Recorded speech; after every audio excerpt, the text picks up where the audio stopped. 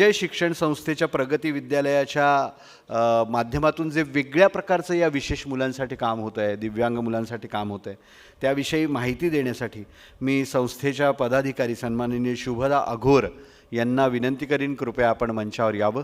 सन्माननीय शुभदा अघोर यांनी मंचावर येऊन आपल्या विजय शिक्षण संस्थेच्या प्रगती विद्यालयाची माहिती द्यावी. विशेष शिक्षिका. हे 58वे अखिल भारतीय मराठी विज्ञान अधिवेशन नवी मुंबईत होत असताना विविध प्रकारच्या विज्ञान विषयक जाणीव जागृती आपण करीत आहोत आणि त्यामध्ये दिव्यांग मुलांसाठी अतिशय मनपूर्वक योगदान देणाऱ्या विजय शिक्षण संस्थेच्या प्रगती विद्यालयाचे हे विशेष शिक्षक आपल्याशी आपल्या संस्थेविषयी या अधिवेशनाच्या निमित्तानं माहिती देत आहेत. हॅलो, नमस्कार, शुभ संध्याकाळ. 98व्या अखिल भारतीय मराठी विज्ञान अधिवेशनानिमित्त सगळ्यांना हार्दिक शुभेच्छा. मी नरेश लिंगायत, विजय शिक्षण संस्थेचे कर्णबधिर मुलांचे प्रगती विद्यालय येथे गेले 30 वर्ष कर्णबधिर मुलांना विशेष शिक्षण देण्याचं कार्य करतो आहे. आपल्या सभोवती जर आपण पाहिलं तर मेनस्ट्रीममध्ये जाणारे विद्यार्थी जे असतात त्यांच्यासोबतच काही असे विद्यार्थी देखील असतात की ज्यांना विशेष गरज लागत असते. सर्वसाधारण मुलांप्रमाणे शिक्षण घेताना त्यांना अनेक अडचणी येत असतात आणि यापैकीच अनेक प्रवर्गातून उदाहरणार्थ गतिमंद विद्यार्थी असतात, अंध विद्यार्थी असतात, स्लो लर्नर्स असतात.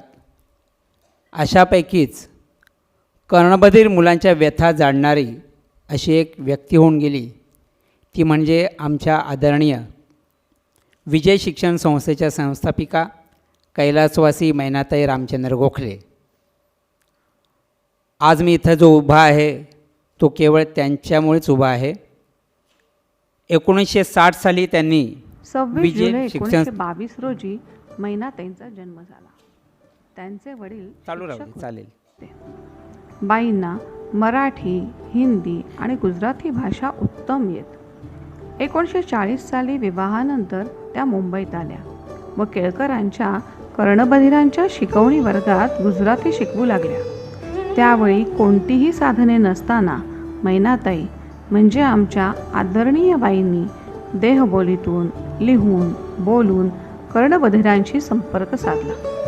तेव्हा कर्णबधिरांना शिकवण्याचे प्रशिक्षण देणारी संस्थाही अस्तित्वात नव्हती. काही कारणाने त्यांचे क्लासला जाणे बंद झाले. एक दिवस एक आजी आपल्या कर्णबधिर नातीला बाईंकडे घेऊन आली. बाईंनी तिला पोटाशी धरले आणि तिला शिकवायला सुरुवात केली. ती म्हणजे सुमन लेले, आमची पहिली विद्यार्थिनी. हळूहळू संख्या वाढली आणि त्यातूनच मग 2 ऑक्टोबर 1960ला बाईंनी विजय शिक्षण संस्थेची स्थापना केली व साधना विद्यालय हे दादर पूर्व येथे सुरू झाले. वाढती विद्यार्थी संख्या लक्षात घेता 1985 साली दादर पश्चिम येथे प्रगती विद्यालय सुरू करण्यात आले. आज गेली 61 वर्ष संस्था कर्णबधिरांच्या शिक्षण व पुनर्वसन क्षेत्रात अखंडितपणे कार्य करत आहे. या कार्याची दखल शासनानेही घेतली व बाईंना 1972 साली दलित मित्र पुरस्काराने गौरवण्यात आले. दोन्ही शाळेत प्रशिक्षित वर्ग असून दोन्ही शाळा अद्ययावत साधन सामुग्रीने सुसज्ज आहे आणि कर्णबधिरांचा सर्वांगीण विकास हेच आमचे ध्येय आहे. विशेष म्हणजे साधना विद्यालयाच्या मुख्याध्यापिका कैलासवासी उषाताई दांडेकर व प्रगती विद्यालयाच्या माजी मुख्याध्यापिका माननीय सरिताताई चव्हाण यांना राष्ट्रीय पुरस्कारांनी सन्मानित केले आहे. 6 जानेवारी 2008ला बाई इहलोक सोडून गेल्या, पण त्यांचे शुभाशीर्वाद कायमच संस्थेच्या पाठीशी आहेत. अशा या आमच्या बाईंना त्रिवार अभिवादन.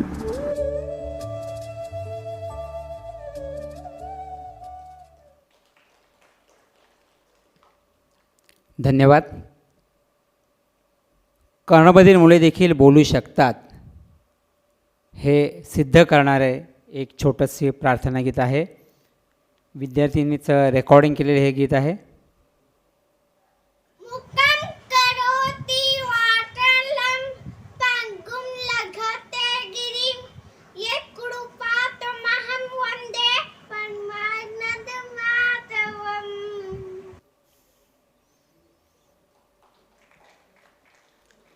जवळजवळ 60 DPपेक्षा जास्त हिअरिंग लॉस ज्यांचा आहे अशा विद्यार्थ्यांना प्रगती आणि साधना विद्यालयामध्ये प्रवेश दिला जातो.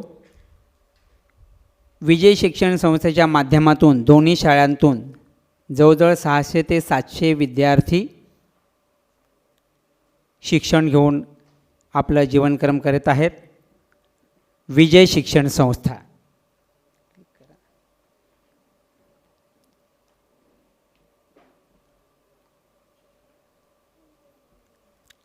स्थापना 2 ऑक्टोबर 1960 साली आणि संस्थापिका कैलासवासी मैनाताई रामचंद्र गोखले.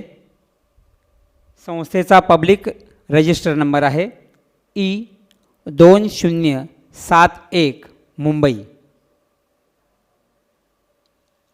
संस्थेचे नाव विजय शिक्षण संस्था. सध्याचे संस्थेचे सचिव आहेत श्रीयुत संजय रहाळकर सर. संपर्क नंबर आहे 2-422-4348 आणि 2-437-6835. ईमेल ID आहे vssanstha@yahoo.co.in. तसंच संस्थेची संपूर्ण माहिती आमच्या वेबसाईटवर आहे www.vssanstha.org.in. आणि संस्थेत विशेष करून ज्या विद्यार्थ्यांना शिक्षण दिलं जातं ते आहेत कर्णबधीर विद्यार्थी. संस्थेच्या 2 शाळा आहेत, एक दादर पूर्व आणि एक दादर पश्चिमेला. दादर पूर्वला साधना विद्यालय फॉर द डेफ आणि दादर पश्चिमेला प्रगती विद्यालय फॉर द डेफ अशा 2 शाळा बाईंनी चालू केल्या. दोन्ही शाळांमध्ये तब्बल सध्या 180 कर्णबधीर विद्यार्थी शिक्षण घेत आहेत. आपणास असं वाटेल की एवढी विद्यार्थी संख्या कशी कमी? कारण प्रत्येक मूल हे पर्सनल अटेन्शनने शिकवावं लागतं. त्यामुळे जो वैज्ञानिक आणि शासकीय नियम आहे त्यानुसार 8:1 या प्रमाणात या विद्यार्थ्यांना शिक्षण दिलं जातं. 8 विद्यार्थ्यांमध्ये एक शिक्षक इथं कार्यरत असतो. दोन्ही शाळांमध्ये तब्बल 35 प्रशिक्षित शिक्षक आहेत ज्यांनी कर्णबधीर मुलांचं विशेष शिक्षण BEd MAd केलेलं आहे. असे शिक्षक पूर्णवेळ वाचा उपचार तज्ज्ञ, स्पीच अँड ऑडिओलॉजिस्ट, तसंच सामाजिक कार्यकर्ता, वैद्यकीय सामाजिक कार्यकर्ता आणि प्रशिक्षित वर्ग. या दोन्ही शाळांमध्ये मराठी आणि हिंदी या दोन्ही माध्यमातून शिक्षण दिलं जातं. शिशु वर्ग ते इयत्ता 7वी असे विद्यार्थी इथे शिक्षण घेतात. तसंच इयत्ता 10वी म्हणजे शालांत परीक्षा संस्था स्वतः पुढाकार घेऊन या विद्यार्थ्यांना शिक्षण देतं. शाळा अनुदानित आहे. तसंच देणगीदारांना देखील ATGचे प्रमाणपत्र दिलं जातं. संस्थेची काही उद्दिष्ट आहेत ते म्हणजे कर्णबधिरांना शिक्षण देऊन केवळ शिक्षण न देता त्यांचं पुनर्वसन करावं, आधुनिक तंत्रज्ञानाचा वापर शिक्षणात करता यावा. जसं सर्वसामान्य मुलं ई-लर्निंग करत आहेत, इतर माध्यमांचा वापर करून शिकत आहेत, तसंच कर्णबधीर या विशेष मुलांना देखील त्यामार्फत शिक्षण मिळावं हे संस्थेचं उद्दिष्ट आहे. कर्णबधीर मूल हे मग ते कोणतेही असो, दिव्यांग मूल हे शक्यतो आपल्या कुटुंबापासून थोडंसं लांब चाललं जातं. जेव्हा त्याच्या समस्या जाणवू लागतात की या समस्या खूप कठीण आहेत, तेव्हा बऱ्याचदा निदर्शनास येतं की कुटुंबाला हे मूल नकोसं होतं. तर त्यांना हे सन्मानाची वागणूक या समाजात मिळावी आणि त्यांना स्वतःच्या पायावर उभं करावं हा संस्थेचा हेतू आहे. त्यांना आयुष्यात यशस्वी बनवावं.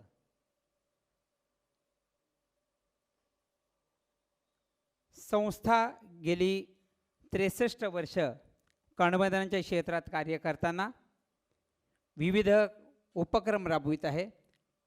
हे उपक्रम राबविताना केवळ आणि केवळ शिक्षणावर भर न देता त्यांचा सर्वांगीण विकास व्हावा, त्यांना समाजात मानाचं स्थान मिळावं यासाठी कार्यरत आहे. बहुतांश वेळा लक्षात आलं की कर्णबधीर मूल हे जो आपला 0 ते 3 वयोगट जो क्रिटिकल पिरियड एज असतो त्यामध्ये प्रवेश न घेता अवेअरनेसचा अभाव असल्यामुळे मूल शक्यतो 5 ते 6 वर्षानंतर शाळेत प्रवेश घेतं आणि पहिल्या 5 वर्षात त्याचा जो ऱ्हास झालेला असतो, शैक्षणिक ऱ्हास झालेला असतो, त्याच्यामध्ये न दिसणारं असं अव्यंग त्यांचं लपलेलं असतं, ते म्हणजे त्यांचा अपुरा भाषा विकास. आपण सर्वजण जाणता की आपलं बहुतांशी शिक्षण हे ऐकून होत असतं आणि कर्णबधीर मूल जेव्हा शाळेत येतं त्या पहिल्या 4 ते 5 वर्षामध्ये त्याचा हा अपुरा भाषा, अपुरा वाचा विकास झालेला असतो आणि ते सर्वसामान्य मुलांमध्ये तब्बल 5 ते 6 वर्ष मागे जातं. अशा या त्याच्या झालेल्या ऱ्हासामध्ये जी दरी निर्माण होते, ती दरी निर्माण झालेली असते, ती कमी करण्याचं काम आपल्याला सगळ्यांना मिळून करायचं आहे आणि त्यासाठी आपण अविरत कार्य करीत आहोत.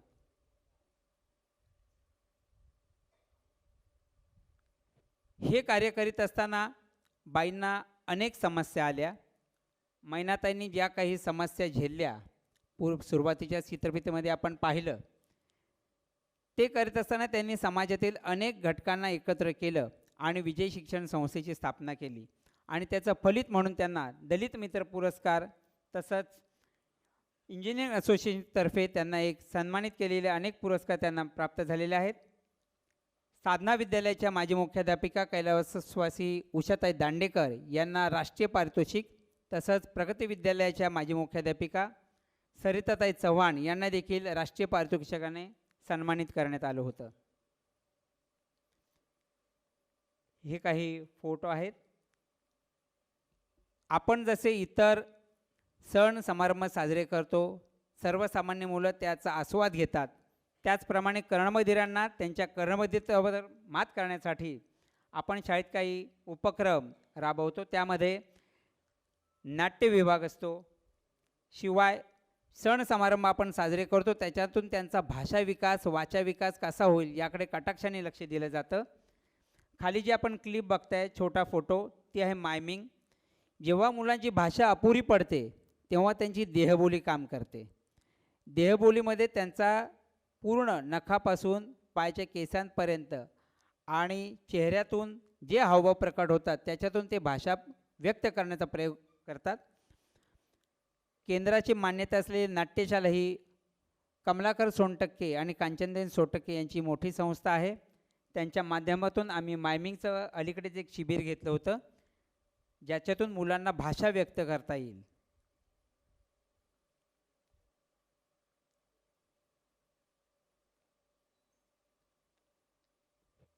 अति महत्त्वाचा भाग म्हणजे पालक, ज्यांच्याशिवाय यांचं शिक्षण अपुरं आहे. परंतु ज्या पालकांना आपल्या मुलाला कोणत्या वयात शाळेत घालायचं याविषयी ज्ञान नसतं, जे पालक असं मूल झाल्यानंतर थोडेसे भांबावलेले असतात, आपलं मूल कर्णबधीर आहे याचे स्वीकारणं देखील त्यांना कठीण जात असतं, अशा मुलांना आधार असतो तो वैद्यकीय सामाजिक अधिकाऱ्याचा. शाळेत महत्त्वाची भूमिका करणारी व्यक्ती म्हणजे वैद्यकीय सामाजिक अधिकारी. अशी व्यक्ती आमच्याकडे आहेत, अपोलोनीताई रिबेलो. त्या पालकांचं समुपदेशन करतात आणि त्यांचं शिक्षण आणि त्यांचं पुनर्वसन याच्यासाठी त्यांना सतत मार्गदर्शन करीत असतात आणि संस्था वेळोवेळी यासाठी अग्रेसर असते. विद्यार्थ्यांना समाजात मिसळून मेनस्ट्रीममध्ये जी आपण ऐकू बोलता येणारी माणसं आहोत त्यांच्यामध्ये मिसळावं याच्यासाठी आम्ही काही उपक्रम राबवतो. नौदलाचे अधिकारी रक्षाबंधनच्या दिवशी शाळेमध्ये हजेरी लावली. हिंदू उत्सव समिती दादर या परिसरात गुढीपाडव्याची मोठी रॅली कर्णबधीर विद्यार्थ्यांनी करून आपणही समाजाचा भाग आहोत हे त्यांनी तिथे प्रकट करण्याचा प्रयत्न केला. खाली स्वानंद योग येथे मुलांनी क्षेत्रभेट दिली आणि अलीकडेच आपल्या आर्मीतील काही ऑफिसर शाळेमध्ये 15 ऑगस्टच्या निमित्ताने आले होते. त्यांना विद्यार्थ्यांनी ग्रीटिंग कार्ड्स भेट कार्ड्स त्यांना दिले.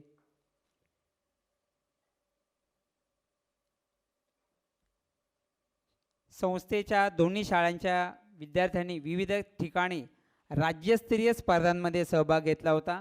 त्यामध्ये कटाक्षाने सांगावं असं वाटतं की अलीकडे झालेली राज्य क्रीडा स्पर्धेमध्ये आमच्या इम्रान खान या विद्यार्थ्याने लाँग जंपमध्ये फर्स्ट प्राईज मारला. आता तो स्पेशल ऑलिम्पिकला जाणार आहे. तसंच खाली जोश फाउंडेशन राज्यस्तरीय नृत्य स्पर्धेमध्ये विद्यार्थ्यांनी आम्ही नृत्य देखील करू शकतो हे दाखवून दिलं आणि त्यांनी प्रथम पारितोषिक मारले. त्या स्पर्धेसाठी जावेद जाफरी यांनी त्यांना सन्मानित केलं होतं.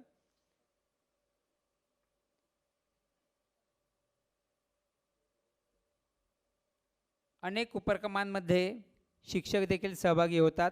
विद्यार्थ्यांवर अनेक प्रोजेक्ट निर्माण करतात आणि विविध स्तरावर राज्यस्तरीय स्पर्धांमध्ये सहभाग घेऊन वेगवेगळे प्रोजेक्ट सादर करतात. त्याच्यामध्ये आमच्या ऑडिओलॉजिस्ट नीता धोरी तर यांनी पारितोषिक मारलं होतं. विदर्भ शिक्षक संघटनेचं बेस्ट पेपर प्रेझेंटेशनला. तसंच संस्थेला उत्कृष्ट संस्था हा BJPचा पुरस्कार मिळाला दादर विभागातून. तसेच खाली काही शिक्षकांना देखील पारितोषिक मिळालेलं आहे.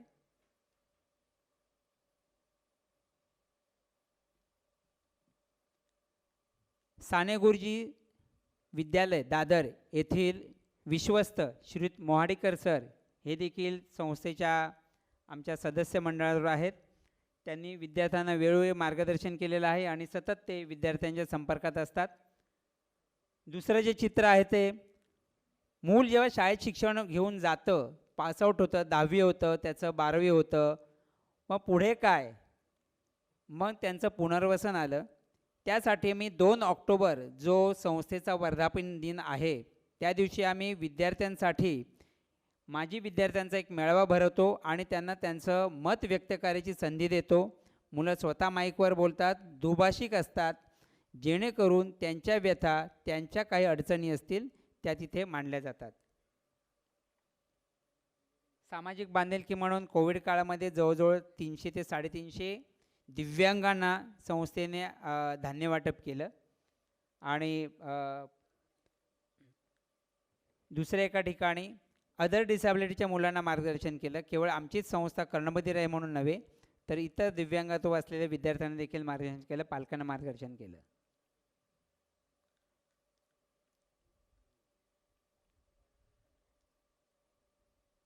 संस्थेची काही उद्दिष्ट आहेत ती मगाशी ज्याप्रमाणे मी तुम्हाला सांगितली. विद्यार्थ्यांना मानाचं स्थान, संस्थेकडे अद्ययावत वर्ग आहेत, शाळेत सर्व्हर सिस्टीम, तसंच वाचा उपचार तज्ज्ञांसाठी साऊंड ट्रीटेड रूम ज्याची ध्वनी पातळी कमी केलेली असते असा वर्ग आहे जो पूर्ण साऊंड ट्रीटेड असतो.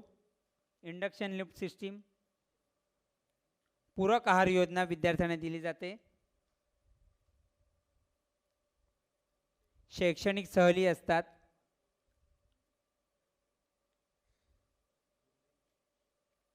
पालकांचा उत्कृष्ट सहभाग मिळतो.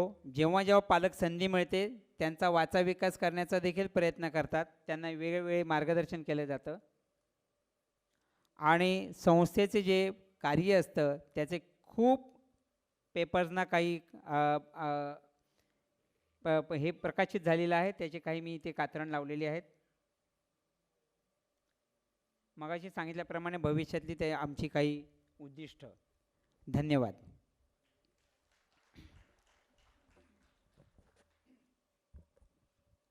आज या कार्यक्रमाच्या निमित्तानं विजय शिक्षण संस्थेच्या प्रगती विद्यालयाचे विशेष शिक्षक विजय लिंगायत यांना देखील सन्माननीय सुभाष कुलकर्णी सर छायाचित्र त्यांचं प्रदान करतील आजच्या व्याख्यानाचं आणि त्यांच्या सन्मानाचं.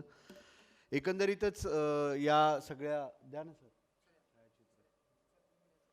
विजय शिक्षण संस्थेच्या प्रगती विद्यालयाचे विशेष शिक्षक नरेश लिंगायत यांना या निमित्तानं त्यांचा सन्मान करण्यात येतो आहे. त्यांचं छायाचित्र देण्यात येतं आहे. आणि आजचं हे 58वं अखिल भारतीय मराठी विज्ञान अधिवेशनातलं हे माहितीचं सत्र संपत असताना या पुढच्या सत्रामध्ये खुले अधिवेशन होणार आहे.